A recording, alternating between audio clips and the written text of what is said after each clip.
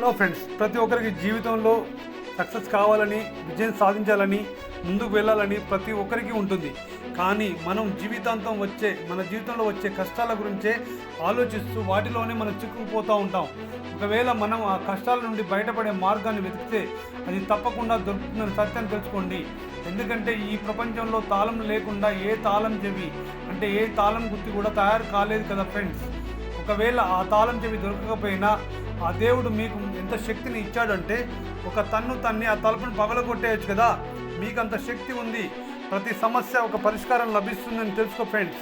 ప్రతి సమస్య తీరిపోతుందని ఆ విషయం మీద నేను ఒక మాట మీకు చెప్పాలనుకుంటున్నాను. ప్రతి సమస్యకు ఒక పరిష్కారం లభిస్తుంది. మీరు కంగారు పడడం, చిక్కుల్లో పడడం మానేయండి. ప్రతి సమస్యకు పరిష్కారం లభిస్తుంది కాబట్టి మీరు చిక్కుల్లో పడడం ఆపేసినప్పుడు ప్రతి గమ్యస్థానం మీకు దొరుకుతుంది. అవును మిత్రులారా, మీరు దారి తప్పడం, అటు ఇటు తిరగడం మానేయండి ఫ్రెండ్స్. ఈరోజు నేను మీతో చాలా ముఖ్యమైన విషయం పంచుకోవాలనుకుంటున్నాను. ఇది మీ జీవితం ముందుకు సాగడానికి ఎంతో ఉపయోగపడుతుంది. అదేమిటంటే, మొదట మన జీవితంలో ముందుకు వెళ్ళాలా లేదా అనేది నిర్ణయించుకోవాలా. మనం నెట్వర్క్ మార్కెట్ చేయాలా వద్దా నిర్ణయించుకోవాలా అని మనం ప్రశ్నించుకోవాలి. నెట్వర్క్ మార్కెటింగ్ నేను సక్సెస్ అవుతాను లేదా అని మనం ఎప్పుడైతే ప్రశ్నించుకున్నామో, అన్నిటికంటే ముఖ్యమైన ప్రశ్న ఏంటంటే, ఈ యొక్క నెట్వర్క్ మార్కెటింగ్ మనం ఎందుకు చేయాలి, ఎవరి కోసం మనం నెట్వర్క్ నిర్మించాలనుకుంటాం. ఇది చాలా పవర్ఫుల్ ప్రశ్న మిత్రులారా. మనల్ని మనం ప్రశ్నించుకోవాలి. నేను కంపెనీ కోసం పనిచేస్తున్నానా,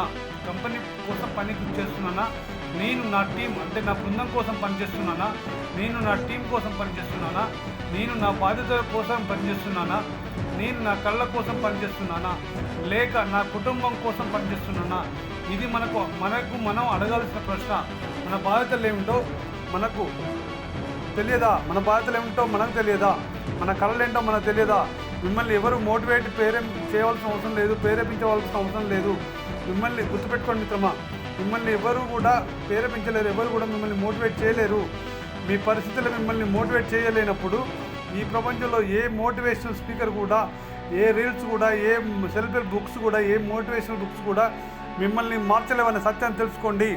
అందుకే ఎప్పుడు వీటి గురించి తెలుసుకొని సంతోషంగా ఉండడానికి ప్రయత్నం చేయండి. సంతోషంగా ఉండండి, ఆనందంగా జీవించండి.